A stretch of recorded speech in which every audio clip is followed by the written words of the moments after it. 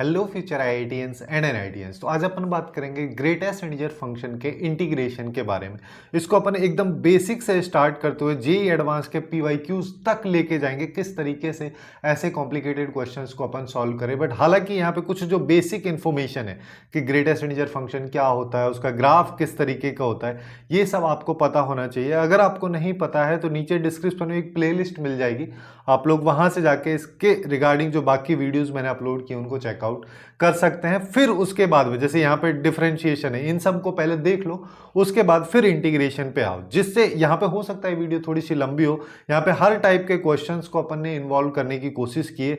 एकदम simplest form से अपन चलेंगे और काफी डिफिकल्ट क्वेश्चन तक चलेंगे, जिससे कि यहाँ पे फिर कोई भी फंक्शन हो उसको अपन कैसे इजीली सॉल्व कर सके। अब देखो, जनरली जब भी अपन इस तरीके के क्वेश्चंस देखते हैं ग्रेटेस्ट इंटीजर फंक्शन के इंटीग्रेशन के रिगार्डिंग, जब भी क्वेश्चंस देखने को मिलते हैं तो वहां पे हमेशा इस तरीके के क्वेश्चंस मिलते हैं जिसमें कि डेफिनेट इंटीग्रेशन वगैरह का यूज किया जाता है।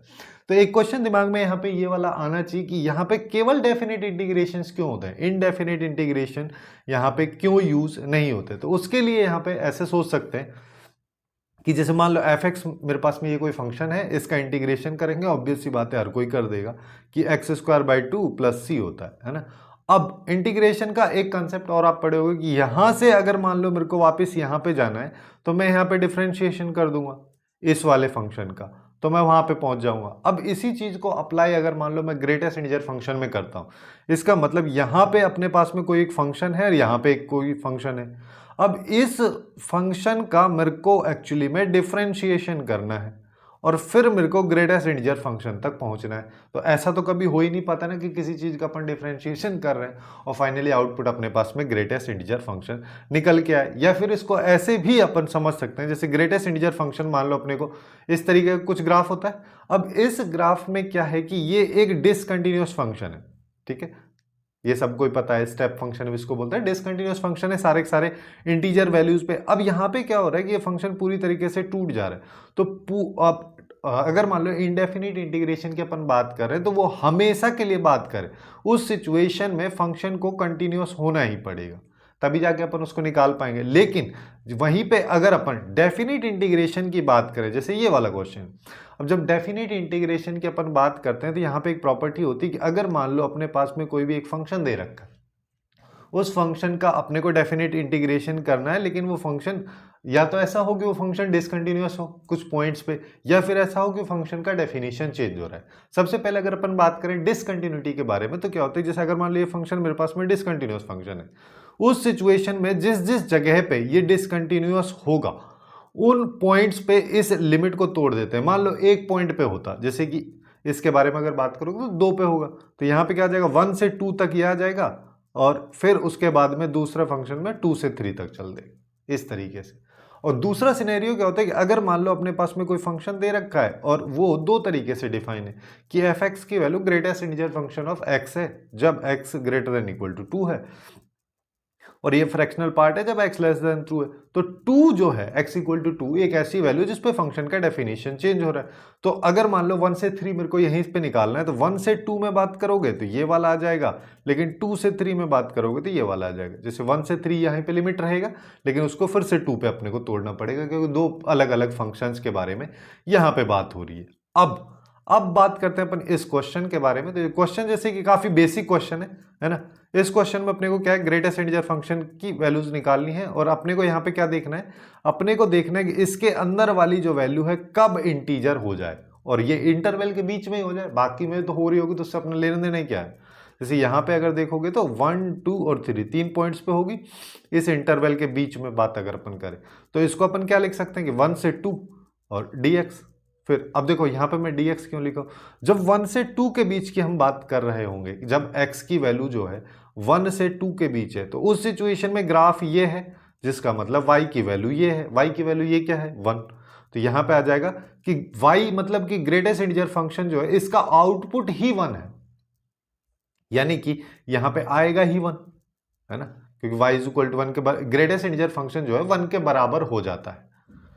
फिर 2 से 3 में चल लो, 2 से 3 में अगर मान लो मैं चलता हूं तो अब यहाँ पे अगर देखोगे तो अब ये वाली लाइन है, इस लाइन का इक्वेशन देखो, चाहो तो इसको ऐसे समझ लो कि ये अपने पास में एक लाइन जा रही है जो y is equal to 2 line है, और जब x इक्वल टू 2 से 3 रहेगी तो ये वाला लाइन सेगमेंट अपने पास में आता है, यानी कि y या फिर greatest integer function of x की वैल्यू हमेशा 2 के बराबर आएगी, यानी कि अपन यहाँ पे 2 रख सकते हैं, 2 dx हो गया। अब इसका आउटपुट ही तो निकालना है, तो 1 का तो कोई मतलब ही नहीं होता, dx का इंटीग्रेशन करेंगे x हो जाएगा, x पे दो लिमिट 1 और 2 लग जाएगी, 2 यहाँ पे कांस्टेंट बाहर आ जाएगा, यहाँ पे भी x आ जाएगा, यहाँ पे 2 और 3 लिमिट लग जाएगा, 2 में से 1 माइनस किया तो ये तो एक्चुअली में 1 आ गया, 2 इंटू 3 माइनस 2 तो 1 प्लस 2 इक्वल टू 3।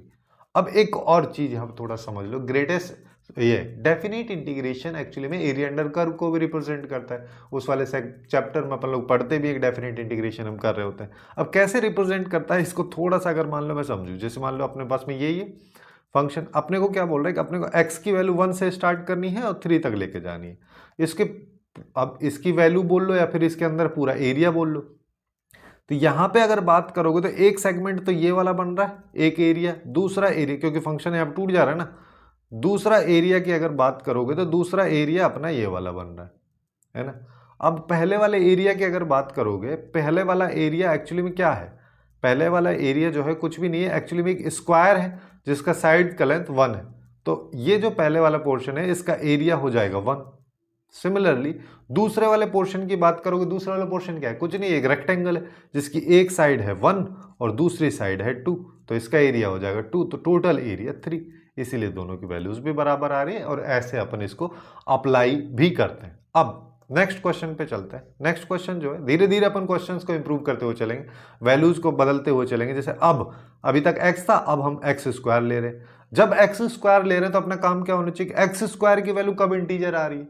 अब x स्क्वायर की वैल्यू वैसे तो बहुत सारी वैल्यूज पे आएगी, लेकिन अपने को 1 से 3 के बीच में देखना है, तो देखो 1 पे इंटीजर आएगी, उसके अलावा 2 पे भी इंटीजर आएगी, लेकिन उसके साथ साथ एक ऐसी वैल्यूज पे भी इंटीजर आएगी जो कि नेचुरल, अगर यहाँ पे अल्फा एक नेचुरल नंबर है तो उसका होल स्क्वायर करके रूट खत्म हो जाएगा, तो इस पे भी आएगी, यानी कि जैसे √2, उस पे √2 का होल स्क्वायर करोगे 2 आएगा, ऐसे ही क्या आएगा √3, उसके बाद √4 को डायरेक्ट 2 भी लिख सकते हैं अपन, फिर उसके बाद √5 आ जाएगा, फिर √6 आ जाएगा, फिर √7 आ जाएगा, √8 आ जाएगा और √9 मतलब 3, है ना। डायरेक्टली अपन इसको लिख भी सकते हैं, इस तरीके से अपने पास में वैल्यूज आ जाएंगी। अब हमारे पास में ये सारी की सारी वैल्यूज आ चुकी हैं और इन वैल्यूज पे जब ये x की वैल्यूज ये होंगी, उस सिचुएशन में इंटीजर आउटपुट अपने को ग्रेटेस्ट इंटीजर फंक्शन के अंदर मिलेगा, जिसका मतलब फंक्शन टूट रहा होगा, है ना, उस सिचुएशन। तो अपन इसको अलग अलग तरीके से डिफाइन कर देते हैं। जैसे 1 से ये √2 तक जाएगा, जब 1 से √2 तक जाएगा मिनिमम वैल्यू 1 है और मैक्सिमम वैल्यू √2 है, यानी कि 1.414, तो 1 पॉइंट समथिंग के आसपास रहने वाला है, जिसके ग्रेटेस्ट इंटीजर फंक्शन की वैल्यू 1, तो ये आ जाएगा 1 इंटू dx। सिमिलरली आगे √2 से √3 में चलते हैं, तो यहाँ पे 2 dx हो जाएगा। अब तो कॉन्सेप्ट समझ में ही आ गया होगा। यहाँ √3 से √4 को 2 लिख दे रहा हूँ, तो यहाँ पे 3 dx हो जाएगा। 2 से √5 तक जाओगे तो यहाँ पे 4 dx हो जाएगा। √5 से √6 तक अगर मैं जाऊँगा तो 5 dx हो जाएगा। √6 से √7 तक अगर मैं जाऊँगा तो यहाँ पे 6 dx हो जाएगा। फिर उसके बाद में √7 से √8, अब √8 को मैं एक्चुअली में 2√2 लिख दे रहा हूँ, क्योंकि फिर बाद में उसको अपन कन्वर्ट करेंगे वैल्यूज को प्लस माइनस करने के लिए, तो मैं यहाँ पे इसको लिख दे रहा हूँ। तो यहाँ पे आ जाएगा 7 dx, फिर प्लस में यहाँ पे आएगा 2√2 से 3 आएगा, है ना, ये यहाँ पे आएगा, जिसमें इसका वैल्यू आ जाएगा 8x आ जाएगा। अब इसी को सिंप्लीफाई करना है और यही इस क्वेश्चन का आंसर। जैसे यहाँ पे देखोगे तो इसका इंटीग्रेशन क्या हो जाएगा, x हो जाएगा, x में 1 से मल्टीप्लाई किया तो कुछ फर्क ही नहीं पड़ा, तो यहाँ पे इसका आउटपुट जैसे √2 - 1 आया।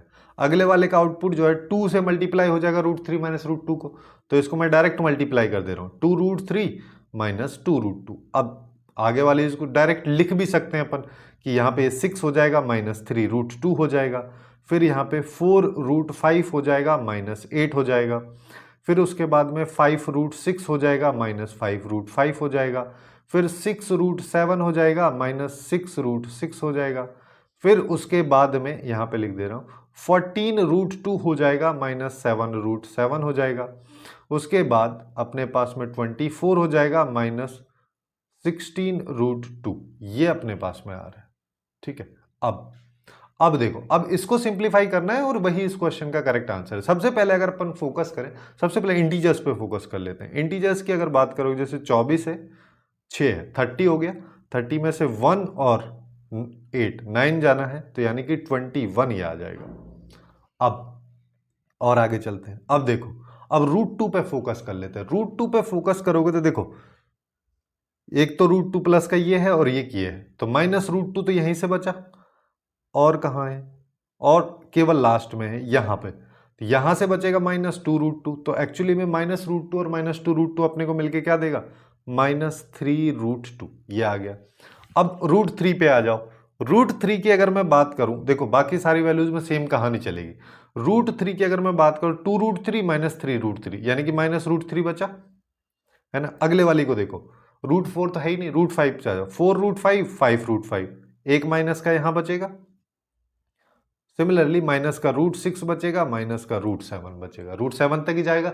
√8 को अपन कन्वर्ट कर चुके हैं 2√2 में, तो ये इसका आंसर हो जाएगा। अब इसका फायदा क्या है, इस तरीके का क्वेश्चन जेईई मेंस 2024 के आई थिंक अप्रैल सेशन में पूछा भी गया था कि इस तरीके का कोई इंटीग्रेशन है जिसकी वैल्यू ये आती है, और इस वैल्यू को उसने क्या बोल दिया कि 21 है, मतलब एग्जैक्ट यही क्वेश्चन नहीं था, रफली ऐसा था, अल्फा प्लस √2 प्लस बीटा √3, इस तरीके से कुछ है, तो अल्फा प्लस बीटा इन सब का आउटपुट बताई, इंटीजर फॉर्मेट पूछती। अब अगर यहां तक पहुंच गए तो उसके बाद तो काफी आसानी है ना। अब नेक्स्ट क्वेश्चन पे आते हैं। अब देखो, अभी तक तो यहाँ पे काफी सिंपलेस्ट फॉर्म्स वगैरह का अपन यूज कर रहे हैं। अब मान लो यहाँ पे ट्रिग्नोमेट्रिक फंक्शन है, साइन पाई एक्स का यूज अगर मान लो अपने को कर रखा है। अब देखो, सबसे पहली चीज अपने को बनाना क्या है, अपने का मेन काम जो है, फिर चाहे कोई भी फंक्शन इसके अंदर लिखा रहे, अपना मेन काम है यहाँ पे इस फंक्शन को अपने को देखना है कि ये इंटीजर कब हो रहा है। साइन, अब देखो यहाँ पे अगर मान लो मैं पाई एक्स को थीटा बोल दूं, तो साइन एक्स या साइन थीटा जो है इंटीजर कब होता है, π/2 पे, पाई पे, देखो 0 पे, पाई पे, 2 पाई पे, 3π/2 पे, 5π/2, इन सब पे होता है। अब यहाँ पे 1 से 3 है। अब यहाँ पे एक चीज देख लेते हैं, सबसे पहले थीटा कहाँ से कहाँ जाएगा। अगर अपने पास में x जो है 1 से 3 के बीच में, ठीक है, तो पाई एक्स यानी कि थीटा जो है वो 3 पाई तक जाएगा, और कहाँ से जाएगा, पाई से जाएगा।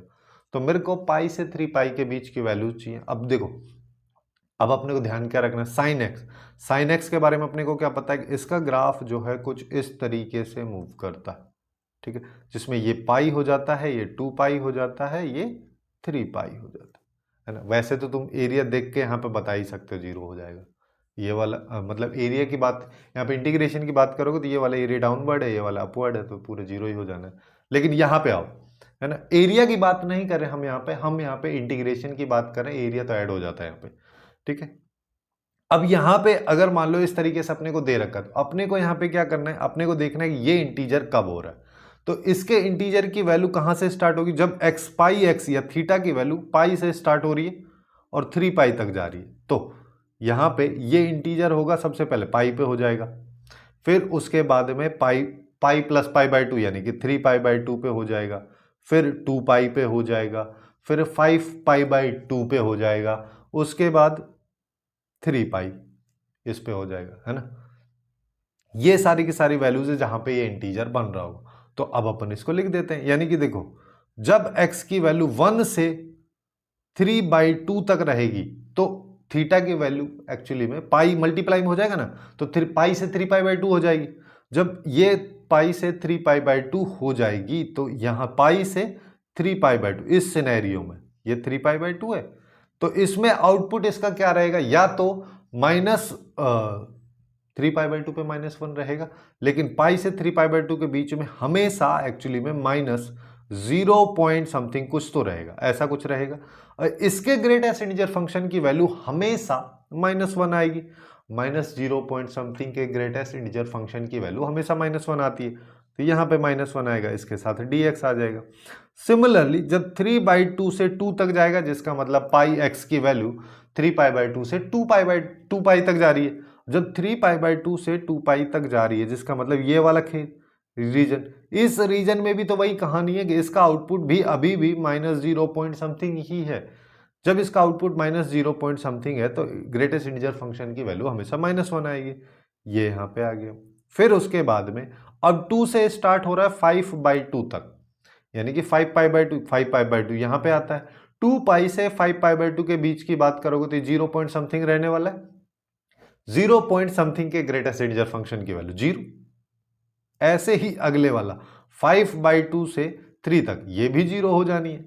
तो अब इन दोनों को तो निकालने का कोई मतलब है ही नहीं। यहां पे आ जाओ, इन दोनों के बीच की अगर अपन बात करेंगे, अच्छा एक्चुअली में इसका एरिया -1 नहीं आ रहा है, ठीक है सॉरी, मैं स्टार्टिंग में जो बोल दिया था ग्राफ देख के वैसा वाला सीन अपने पास में नहीं है। यहां पे देखो, यहां पे अगर अपन इसको देखते हैं तो -1 तो यहां पे आ जाएगा और यहां पे लिमिट लगेगा x का 1 से 3/2। सिमिलरली माइनस, यहां पे माइनस कर देता हूं सीधा, और यहां पे x आ जाएगा यहां पे 3/2 से 2। अब इसको सिंप्लीफाई कर लो तो यहां पे क्या आएगा, माइनस के साथ में 3/2 -1 प्लस यहां पे माइनस है, यहां पे आ जाएगा 2 - 3/2। देखो अब इसको अगर मान लो अपन सिंप्लीफाई करेंगे तो अपने पास में क्या आ जाएगा, देखो यहाँ पे आएगा -3/2, यहाँ पे आएगा +1 -2 प्लस 3/2। 3/2 से 3/2 गया, 1 - 2 किया तो -1। तो यहाँ पे ये इस क्वेश्चन का करेक्ट आंसर होगा। वैसे अगर तुम चाहो तो यहाँ पे बोल सकते हैं कि डेफिनेट इंटीग्रेशन एक्चुअली में जब एरिया को रिप्रेजेंट करता है तो एरिया नेगेटिव क्यों हो रहा है। एरिया नेगेटिव नहीं हो रहा है, यहाँ पे जो माइनस साइन होता है जब भी एरिया के बारे में बात होती है तो माइनस साइन और प्लस साइन एक्चुअली में ये डिनोट करते हैं कि जो एरिया है वो एक्स एक्सिस के ऊपर वाली साइड में है या एक्स एक्सिस के नीचे वाली साइड में अपने पास में एरिया आ रहा है। अब इसी क्वेश्चन को थोड़ा और घुमा देते हैं इन द सेंस कि अब हम वहां से पाई हटा देते हैं। पिछले वाले में पाई था, अब मैं बोल रहा हूं कि अब पाई है ही नहीं, अब 1 की बजाय 0 से 3 चल दो, ठीक है। जब अब हम यहाँ पे जब 0 से 3 जा रहे हैं तो उस सिचुएशन में इसका क्या होगा, देखो अपना मेन काम क्या है, मेन काम अपना अभी भी यहाँ पे यही है कि ये इंटीजर होना चाहिए। अगर ये वैल्यू इंटीजर है, ये इंटीजर कब आएगी इसको देख लो। ये इंटीजर देखो 0 पे आती, एक्स की वैल्यूज के बारे में हम बात कर रहे हैं, एक्स की वैल्यू 0 पे आती, π/2 पे आती, पाई पे आती और इस तरीके से चलती जाती। अब यहाँ पे मैं केवल 3 वैल्यू ही क्यों लिखा हूं, देखो 0 से ये स्टार्ट हो रहा है, 3 पे ये जा रहा है। 3 के बारे में अगर बात करोगे तो 3 जो है एक्चुअली में पाई से छोटा होता है, क्योंकि पाई एक्चुअली में क्या होता है 3.14, ठीक है। यहां से थोड़ा सा दिमाग देखना है। तो ये वाला सीन है, जिसका मतलब अब अपने पास में ग्राफ क्या बन रहा होगा, अपने पास में ग्राफ ये वाला है, यानी जिसमें ये 0 है, ये पाई है, ठीक।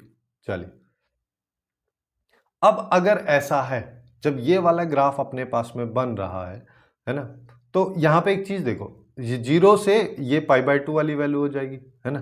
तो अपने को क्या करना है, अपने को यहाँ पे x की वैल्यूज को अलग अलग तरीके से निकालना है। जैसे 0 से π/2, 0 से जब π/2 रहेगा तो इसका आउटपुट 0 पॉइंट समथिंग के आसपास रहेगा। 0 पॉइंट समथिंग का ग्रेटेस्ट इंटीजर फंक्शन हमेशा 0 रहेगा, तो ये आ जाएगा। सिमिलरली ये π/2 आ जाएगा, π/2 से हम पाई तक जा रहे हैं, पाई तक नहीं जाएंगे एक्चुअली में, हम 3 तक जाएंगे, है ना, क्योंकि पाई तो बड़ा हो जाएगा 3 से ना। तो अब यहाँ पे π/2 से पाई तक जाएंगे तो तब भी आउटपुट इसका प्लस 0 पॉइंट समथिंग रहेगा। प्लस 0 पॉइंट समथिंग का मतलब क्या हो, उसका ग्रेटेस्ट इंटीजर फंक्शन 0 हो जाना है। तो ये टोटल आउटपुट 0 आ रहा है। अब इसको थोड़ा सा समझ लो 0 कैसे आ रहा है। अब अगर मान लो इस क्वेश्चन को और पिछले वाले क्वेश्चन दोनों को अभी अपन देखेंगे वापस से, कि अगर मान लो इस क्वेश्चन का मैं ग्रेटेस्ट इंटीजर फंक्शन का ग्राफ बनाना चाहता हूं, तो यहां पे अपने पास में क्या सिनेरियो है कि ये मेरे पास में देखो, ये वाली लाइन को इधर ही ले आता हूं और ये पाई वाली लाइन है, पाई को भी इधर ले आता हूं, ठीक है। तो पाई पे आउटपुट 0 है, ठीक है। π/2 पे आउटपुट 1 है, ये भी ठीक है। 0 पे आउटपुट 0 है, ये भी ठीक है ना। लेकिन जैसे जैसे हम 0 से π/2 तक चलेंगे तो इसका आउटपुट 0 पॉइंट समथिंग आएगा, जिसका ग्रेटेस्ट इंटीजर फंक्शन हमेशा 0 रहेगा। एक सेकेंड ना, इसको देखो, ये वाला सर्किल फील्ड आएगा, ये होलो सर्किल आएगा और ये इधर आ जाएगी वैल्यू, ऐसे ही ये इधर आए। तो ये है इस फंक्शन का ग्राफ। ये अब फंक्शन का ग्राफ अगर ये है तो इसमें तो एरिया है ही कहां, ठीक है। ऐसे ही इस वाले क्वेश्चन पे आ जाओ, है ना। इस वाले क्वेश्चन को वापस से थोड़ा सा समझ लेते हैं कि एक्चुअली में क्या हो रहा है। यहां पे अगर अपन बात करेंगे तो यहां पे देखो, एक सेकेंड, यहां पे अगर अपन बात करेंगे तो इसका ग्राफ जो है कुछ इस तरीके से मूव करता है। ये 0 हो गया, ये पाई हो गया, ये पाई से 2π हो गया, 2π से 3π हो गया, इस तरीके से चल रहा है। ये पाई है, ये अपने पास 2 पाई है, ये 3 पाई। अब देखो, अब इसी ग्राफ को मान लो मेरे को बनाना है ग्रेटेस्ट इंटीजर फंक्शन के लिए। कैसे? यहां पे ये वाली चीज भी सीखने को मिल जाएगी किस तरीके से अपने को ग्राफ को बनाना है। तो देखो, ये पाई बाई पाई आ गया, ठीक है, ये 2 पाई आ गया, ये वाली वैल्यू 3 पाई आ गई, ठीक। और इस वैल्यू को देखोगे तो ये, अरे यार क्या हो रहा है ना, इस वाली वैल्यू को देखोगे तो ये एक्चुअली में पाई बाई 2 आ रही है, और इसको देखोगे तो ये 3 पाई बाई 2 आ रही है, इस वाली वैल्यू को देखोगे तो ये 5 पाई बाई 2 है ना। अब देखो, अब अपने को क्या करना है, जब x की वैल्यू 0 से पाई बाई 2, थीटा की वैल्यू 0 से पाई बाई 2 के बीच में है, 0 से पाई बाई 2 के बीच में, वो तो अपने को चाहिए भी नहीं, वैसे भी हमारा कहानी स्टार्ट हो रहा पाई से।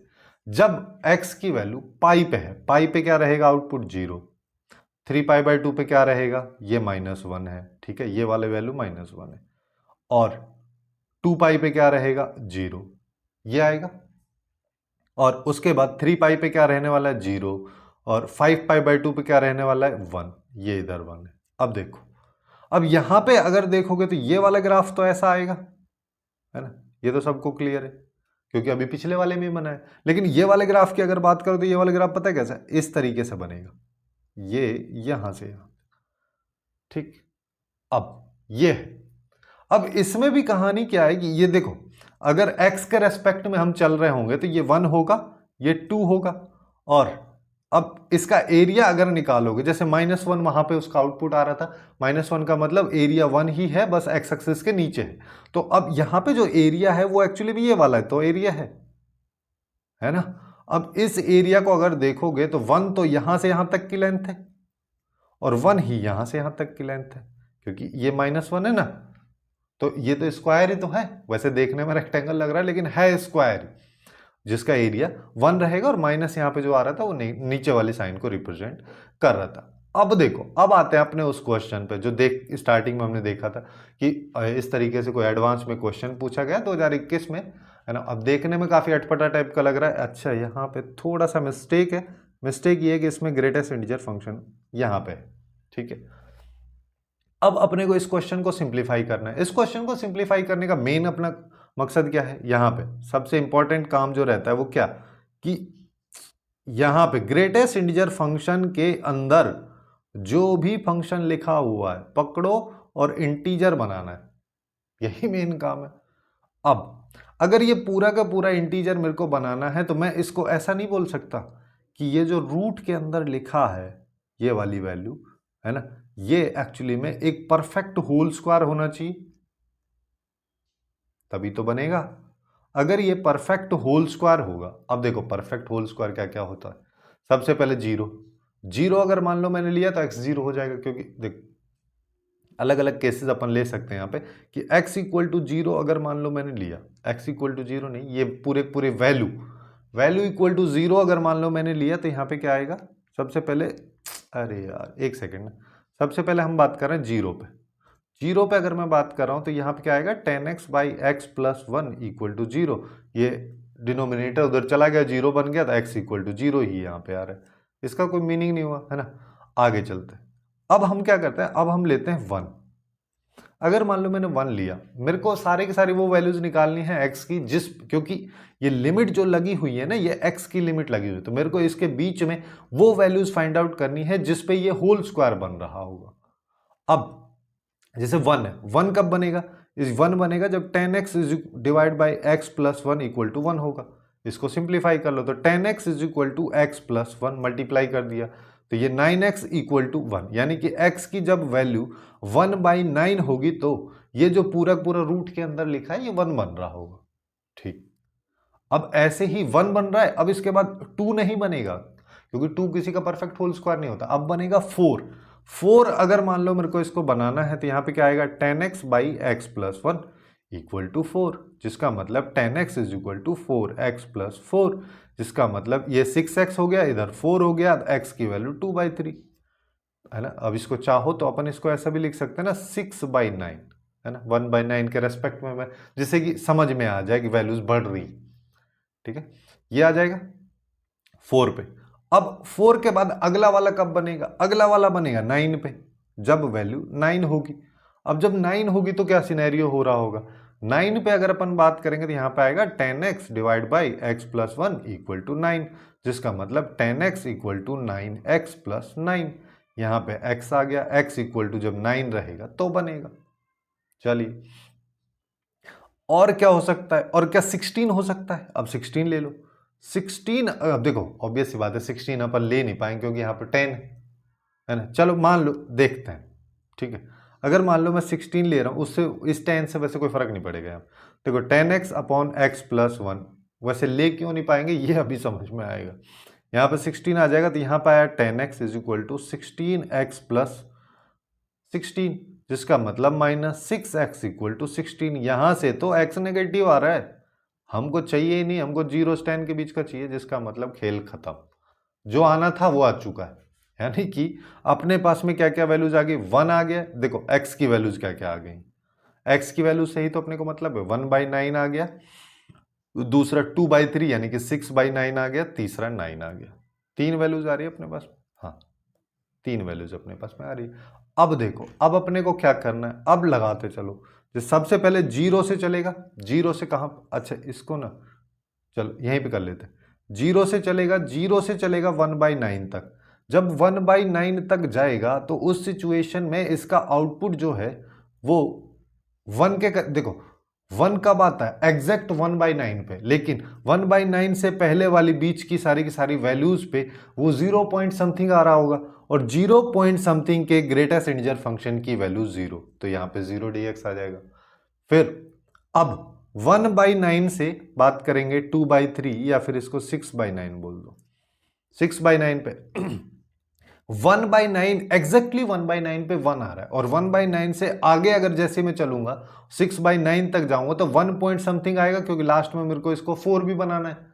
तो उस सिचुएशन में जब इसका 1 पॉइंट समथिंग आउटपुट आ रहा होगा, उसके ग्रेटेस्ट इंटीजर फंक्शन की वैल्यू हमेशा 1 रहने वाली, ये इधर आ जाएगा। ऐसे ही 6/9 से 9 पे उस सिचुएशन में 2 आ जाएगा। फिर उसके बाद लास्ट बच गया 9 से 10 पे, इधर 3 आ जाएगा, है ना। इसको निकालने का कोई मतलब ही नहीं बना। यहां पे देखोगे तो यह आ जाएगा 6/9 माइनस 1/9। दूसरे वाले की बात करोगे तो यह आ जाएगा 18 माइनस 12/9। डायरेक्टली मैं यहाँ पे मल्टीप्लाई कर दे रहा हूँ, यह आ जाएगा 30 माइनस 27। तो अब देख लो, सबसे पहले तो इसको निपटा देते हैं। इसको अगर मान लो अपन निपटाएंगे तो अपने पास में क्या आ रहा है? यहाँ पे देखो, ये तो हो गया 5/9 माइनस 12/9, ये अपने पास में आ रहा है ना। ये अगर मान लो मेरे पास में आ रहा है तो इसको मैं क्या लिख सकता हूं? -7/9 प्लस, अब देखो यहां से बचा 3 और ये आ गया 21, तो ये कितना आ जाएगा? 9 और 80, ये -7 बाई ये, तो ये आ जाएगा 182/9। अब एक्चुअल क्वेश्चन में क्या था? क्वेश्चन में बोला था कि ये अगर i के बराबर है तो मेरे को 9i का आउटपुट बताई, जो कि 182 इस क्वेश्चन का करेक्ट आंसर आ गया। तो इस तरीके से ग्रेटेस्ट इंटीजर से रिलेटेड जो डेफिनेट इंटीग्रेशन है उसके क्वेश्चंस को अपन काफी इजीली सॉल्व कर सकते हैं, फिर चाहे ग्रेटेस्ट इंटीजर के अंदर कोई भी फंक्शन अपने को दे रखा हो। सो आज के लिए बस इतना ही। Hopefully you guys find it useful, and if you find it useful then please do like, share and subscribe.